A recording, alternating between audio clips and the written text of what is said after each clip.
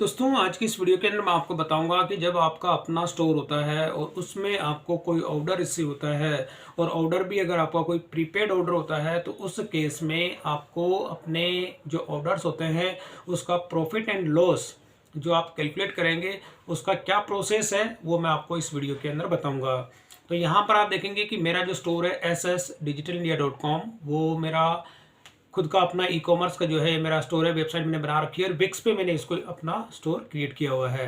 तो इसी के अंदर एक ये प्रोडक्ट है बल्ट्रा का BIC114 जो कि इंडक्शन है। इसकी जो आप प्राइस देखेंगे तो मैं इसको सेल कर रहा हूँ 2550 रुपये में। तो ये वाला जो ऑर्डर था ये मुझे COD भी रिसीव होते हैं यानी कि और प्रीपेड ऑर्डर है, दोनों तरह के इसके ऑर्डर मुझे कंटिन्यू इसमें रिसीव होते हैं। तो यहाँ पर मैं बात करता हूँ सबसे पहले कोई प्रीपेड अगर आपका ऑर्डर होता है तो उस केस में आपको जो है अपना प्रॉफिट एंड लॉस आप कैसे कैलकुलेट करेंगे। तो यहाँ पर मैं आपको दिखा देता हूँ कि ये कैश फ्री जो पेमेंट गेटवे होता है, अगर कोई भी प्रीपेड मेरे ऑर्डर आते हैं तो कैश फ्री जो पेमेंट गेटवे होता है उसके थ्रू मैंने अपने स्टोर को इंटीग्रेट किया हुआ है और उसी में मेरे को अमाउंट सेटलमेंट होती है। तो कैश फ्री में क्या होता है कि 2550 रुपये का ये ऑर्डर था और इसके अंदर आप देखेंगे कि मेरा जो सेटलमेंट अमाउंट होता है 2550 का, जिसमें कि शिपिंग भी इंक्लूड है और 2 दिन के अंदर विद इन 2 वर्किंग डेज के अंदर जो है अमाउंट सेटलमेंट हो जाती है। और ये वाला अमाउंट आप देखेंगे 21 जनवरी को मेरे बैंक अकाउंट के अंदर ये सेटल हो चुका है। और सेटल कितना हुआ है 2492 रुपये 83 पैसा यानी अप्रॉक्स 2493 रुपये का यहाँ पे सेटलमेंट हुआ है। तो अप्रॉक्स 70 मतलब कि 57 रुपये तक का, 57 से 58 रुपये का जो है इसके अंदर चार्जेस लग गया कि कैश फ्री जो अपना जो चार्जेस होता है वो ऑर्डर के बेस पे लेते हैं और उसी हिसाब से अमाउंट डिडक्ट करके आपका जो है बाकी का रेस्ट अमाउंट जो होता है वो विद इन 2 वर्किंग डेज के अंदर सेटल कर देते हैं। तो ये वाला अमाउंट हो गया। अब मैं इसी की आपको जो है एक समरी मैंने बना रखी है एक्सेल के अंदर, वो मैं आपको दिखा देता हूँ।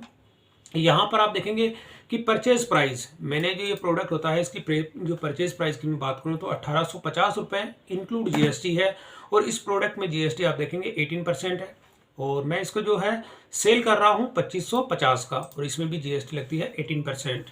तो यहाँ पर मैं बात करता हूँ कि जो वाला 1850 रुपये इसमें GST इंक्लूड है इसका मुझे GST रिमूव करना है। यानी 1850 में से मुझे ये फाइंड आउट करना है कि इसमें GST कितने मतलब कितना अमाउंट GST बनता है 1850 का 18 के हिसाब से। तो ऊपर मैंने यहाँ पे फॉर्मूला लिखा हुआ है, इसी फॉर्मूले को मैं अप्लाई करके यहाँ पे दिखाता हूँ आपको। सबसे पहले आपको इक्वल का साइन लेना है और यहाँ पे जो ओरिजिनल कॉस्ट है 1850 रुपये ये आपको लेना है, फिर आपको माइनस, फिर आपको ओपनिंग ब्रैकेट और इसके अंदर वापस आपको 1850 ये वाली प्राइस लेनी है, फिर इनटू आपको लेना है, इनटू करके वापस ओपनिंग ब्रैकेट आपको लेना है 100, फिर डिवाइड बाय 100। अब वापस आपको ओपनिंग ब्रैकेट लेना है और यहाँ पे 100, फिर प्लस GST कितनी है 18% है, ये आपको लेना है। फिर ब्रैकेट को आपको क्लोज कर देना है ये 3 और आप एंटर कर देंगे। तो यहाँ पर आप देखेंगे कि ये जो अमाउंट निकल के आया है 282 रुपये 20 पैसा, तो ये इसका GST अमाउंट है। अब विदाउट GST अगर आपको ये प्राइस लेनी है तो 1850 रुपये जो है GST इंक्लूड है, इसमें से आप ये वाला अमाउंट आप लेस कर देंगे तो मेरी ये जो एक्चुअल कॉस्ट निकल के आ जाती है 1566 रुपये 80 पैसा। ये मेरी ओरिजिनल कॉस्ट है। और अब इसी के बाद मैं इसी को अगर नीचे तक ड्रैग कर लेता हूँ, जैसे मैंने नीचे तक यहाँ तक ड्रैग किया, तो अब ये जो टोटल प्राइस है शिपिंग चार्ज 270 रुपये है, तो इसमें भी आपको 18% जो GST लगती है और इसमें GST कितना है 41 रुपये 19 पैसा, यानी 270 रुपये मैंने शिपिंग चार्ज इसलिए रखा है कि लोकल के अंदर शिपिंग चार्ज कम लगती है लेकिन मोस्टली जो IGST ऑर्डर होते हैं दिल्ली से बाहर की तो 270 रुपये, तो 270 रुपये से 80 रुपये इसके शिपिंग चार्ज लगते हैं। तो ऑन एन एवरेज इसमें 270 रुपये जो आपके शिपिंग चार्ज लगते हैं उसमें 18% GST भी इंक्लूड होती है। तो GST का जो ITC जो क्लेम मिलता है आपको यहाँ पर GST अमाउंट आपको अपने पोर्टल पे मिल जाता है। अब इसमें से मैं आपको बात करता हूँ कि मैंने इसको मैं अलग से ग्रीन कलर में हाईलाइट कर देता हूँ, यानी कि ये वाला जो मेरी जो परचेजिंग प्राइस मैंने दिखाई आपको, तो मैंने परचेज किया 1850 के अंदर और जिसमें भी GST इंक्लूड है। और ये वाला जो अमाउंट आप देखेंगे 282 रुपये, ये मेरे को ITC क्लेम मिल जाएगा।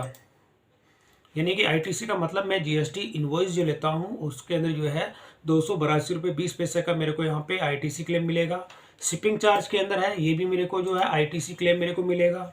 और इसके अलावा सेल प्राइस जो होता है, अब मुझे जो ITC यानी कि मुझे अपनी GSTR इसकी कितनी फाइल करनी है, यहाँ पर आप देखेंगे ये वाला जो अमाउंट है ये मेरे को GST पोर्टल पे फाइल करना है।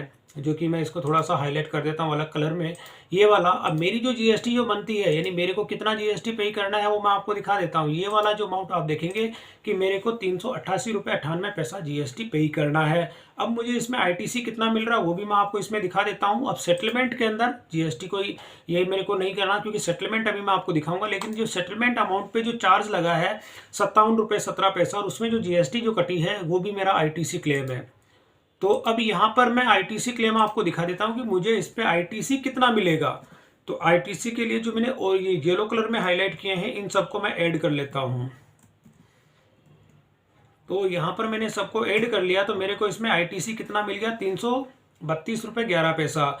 और मेरी जो लाइबिलिटी कितनी बनती है, 388 रुपये 98 पैसा। तो अब यहाँ पर मैं 388 रुपये 98 पैसा है, यानी कि मेरे को इतना टैक्स पे करना है, जिसमें से 332 रुपये 11 पैसा का मेरे को आईटीसी क्लेम मिल गया। तो अब यहाँ से जो अमाउंट हो गया, इसमें से 388 रुपये है, ये मेरे को भरने, इसमें से मैं माइनस कर देता हूँ ये 332 रुपये 11 पैसा। तो मेरी जो लाइबिलिटी बनती है वो 56 रुपये की बनती है, यानी कि 56 रुपये 87 पैसे मेरे को जीएसटी इसका फाइल करना है, यानी जब जीएसटीआर फाइल करूंगा तो उस केस में। अब बात आ जाती है कि मेरे को प्रॉफिट कितना हो रहा है इसके अंदर। तो प्रॉफिट के लिए क्या करेंगे, नेट प्रॉफिट की बात यहाँ पे आ जाती है। तो सबसे पहले आपको जो बैंक में जो सेटलमेंट हुआ वो वाला अमाउंट 2492 रुपये 83 पैसा, इसमें से आपको लेस करना है 1850 को।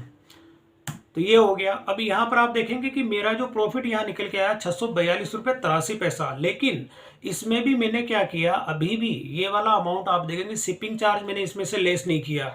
तो शिपिंग चार्ज मैं लेस करूँगा इस वाले अमाउंट में से। जैसे मैं अभी इसको थोड़ा सा यहाँ से हटा देता हूँ, मैंने डिलीट किया। और ये वाला जो अमाउंट है मैं आपको थोड़ा सा समझाने के लिए करता हूँ कि जैसे मैंने क्या किया, सेटलमेंट अमाउंट हुआ, इसमें से मेरी जो सेल प्राइस थी, यानी जो मैंने इसको जो परचेज किया यहाँ पे, परचेज प्राइस को मैं लेस कर देता हूँ, तो 642 रुपये यहाँ पे निकल के आ जाता है। अब नेट प्रॉफिट जो होता है, इसमें आपको शिपिंग चार्ज लेस करना है। अब शिपिंग चार्ज लेस करेंगे तो ये वाला अमाउंट है, इसमें से शिपिंग चार्ज आपको लेस करनी है, और ये वाला शिपिंग चार्ज आपको यहाँ से लेस करना है, जो शिपिंग चार्ज यहाँ पे ये वाला अमाउंट, क्योंकि जो जीएसटी आपको लग रहा है वो आपके जीएसटी पोर्टल पे आपको इसका क्लेम आपको मिल जाएगा। तो ये वाला अमाउंट आपको इसमें से लेस करना है और फिर आपको एंटर कर देना है। तो यहाँ पर बाकी की जो शिपिंग चार्ज लगी है ये मैंने इसमें इंक्लूड नहीं किया, इसलिए मैं इसको चार्ज को नहीं जोड़ रहा, क्योंकि ये मैंने चार्ज आपका एक्स्ट्रा यहाँ पे अलग से रखा है। क्योंकि अगर मैं इसको ऐड कर देता हूँ तो टोटल अमाउंट यहाँ पे 2550 रुपये होते हैं। तो मेरा नेट प्रॉफिट की मैं बात करूँ तो इसके अंदर 414 रुपये 2 पैसे का मेरा प्रॉफिट इसके अंदर निकल के आता है। यानी कि मैंने शिपिंग चार्ज भी इसके अंदर ऐड कर लिया। शिपिंग चार्ज इंक्लूड होने के बाद अब जो आईटीसी मैंने आपको बताया यहाँ पे 332 रुपये का, और मैं जब जीएसटीआर1 फाइल करूँगा तो जीएसटीआर1 के अंदर जो मैं अपनी सेल दिखाऊंगा, तो ये वाला जो कॉलम होगा इसके अंदर मैं अपनी सेल दिखाऊंगा 2550 रुपये की। यानी कि ये पूरा जो कॉलम होगा ये वाला, यहाँ मैं अपनी जीएसटीआर1 जब फाइल करूँगा तो ये मैं अलग से इसको आपको हाईलाइट करके दिखा देता हूँ। ये वाला जो कॉलम है मैंने अपनी सेल दिखाऊंगा 2550 रुपये की, और इसके अंदर जो टैक्सेबल अमाउंट है आप देखेंगे, मैं जो अपनी टैक्सेबल अमाउंट दिखाऊंगा 2161 रुपये 2 पैसा, क्योंकि इसके अंदर मैं शिपिंग चार्ज भी इंक्लूड कर रहा हूँ। और यहाँ पर मेरे को जो जीएसटी पोर्टल पे अपना टैक्स जो जमा करना है 388 रुपये 98 पैसे का मिलना है, इसमें मैं फाइल करूंगा। और इसमें से भी आप देखेंगे कि 332 रुपये का जो है मेरे को इसके अंदर वो आईटीसी क्लेम मिलेगा। अब इसमें एक चीज़ होती है कि 56 रुपये 87 पैसे ये मुझे पे ही करना है। तो ये जो मेरा प्रॉफिट हुआ है 414 रुपये, इसमें से मैं ये वाला अमाउंट भी जो है इसमें से लेस करूँगा। तो यानी कि लेस करने का मतलब होता है कि मैं पोर्टल पे जब फाइल करूंगा तो ये अमाउंट मुझे पे करना होगा। तो यहाँ पर आपका जो नेट प्रॉफिट आपको निकालना है, तो इसमें से आपको एक ये वाला जो अमाउंट आपका रेस्ट अमाउंट रहता है ये आपको देना है। तो आपका प्रॉफिट निकल के जाता है 357 रुपये 14 पैसा। तो यहाँ पर ये नेट जो प्रॉफिट होता है, यानी कि मेरे को जो प्रॉफिट यहाँ पे देखने को मिल रहा है 357 रुपये का, यानी अप्रॉक्स 350 रुपये तक का मेरे को इसके अंदर प्रॉफिट देखने को मिल रहा है। तो दोस्तों ये एक सिंपल सा प्रोसेस होता है, यानी इस प्रोसेस को आप फॉलो करके अपने ऑर्डर पे, यानी अपना जो स्टोर आपका होता है उसमें जो भी आपको ऑर्डर रिसीव होते हैं तो उसका प्रॉफिट एंड लॉस जो है आप यहाँ पे कैलकुलेट कर सकते हैं। अगर यही ऑर्डर मेरा सीओडी होता तो सीओडी के केस में क्या होता है कि अगर मैं पूरा का पूरा अमाउंट आपको जो है मिलता है, ये मैं प्रीपेड की बात कर रहा हूँ, और सीओडी केस के अंदर आपको कोई भी एक्स्ट्रा चार्ज पे नहीं करने होते हैं, केवल शिपिंग चार्ज आपको देने होते हैं। तो जैसे आपको ये 2550 का मैं इसको सेल कर रहा हूँ उतना ही अमाउंट आता है, और इसके अंदर से मैं 1850 मेरी जो सेल प्राइस है इसको मैं लेस कर देता हूँ, तो 700 रुपये होते हैं। अब 700 में से भी अगर मैं शिपिंग चार्ज यहाँ पे निकाल देता हूँ तो इसमें शिपिंग चार्ज जो 270 रुपये होते हैं, अगर मैं उसको लेस कर देता हूँ यहाँ पे, तो माइनस अगर कर देता हूँ और माइनस 270 रुपये यहाँ पे शिपिंग चार्ज मैंने इसमें ऐड किए थे, तो यहाँ पर ये 270 रुपये अगर लेस कर देते हैं तो इसके अंदर जो अमाउंट, 1 मिनट में यहाँ पे थोड़ा सा कैलकुलेशन दिखा देता हूँ आपको कि 2550 रुपये ही आपका अमाउंट सेटल होगा, और सेटल होने के बाद में 1850 आप इसको सेल कर रहे हैं, और यहाँ पे शिपिंग चार्ज भी आपको इसमें से लेस कर देना है, तो जो रेस्ट अमाउंट आपका रहेगा 430 रुपये का। तो यहाँ पे जो होगा कि 430 रुपये आपका इसके अंदर प्रॉफिट पूरा यहाँ पे देखने को मिलेगा। तो यहाँ अभी 357 रुपये आपको मिल रहा है, क्योंकि यहाँ पे जब प्रीपेड ऑर्डर होता है तो उस केस के अंदर आपका जो सेटलमेंट अमाउंट होता है वो, लेकिन सीओडी के अंदर क्या होता है कि आपका 15 दिन के बाद अमाउंट सेटल होता है, और जबकि प्रीपेड के अंदर आपका होता है कि विद इन 2 वर्किंग डेज के अंदर जो है आपका अमाउंट सेटल हो जाता है। तो दोस्तों ये सिंपल सा प्रोसेस होता है, इस प्रोसेस को आप फॉलो करके अपने जो स्टोर के जो ऑर्डर होते हैं उनका प्रॉफिट एंड लॉस जो है आप इजी वे में कैलकुलेट कर सकते हैं। तो दोस्तों वीडियो पसंद आई तो इसे लाइक और शेयर जरूर करें, और मेरे चैनल को सब्सक्राइब करना ना भूलें।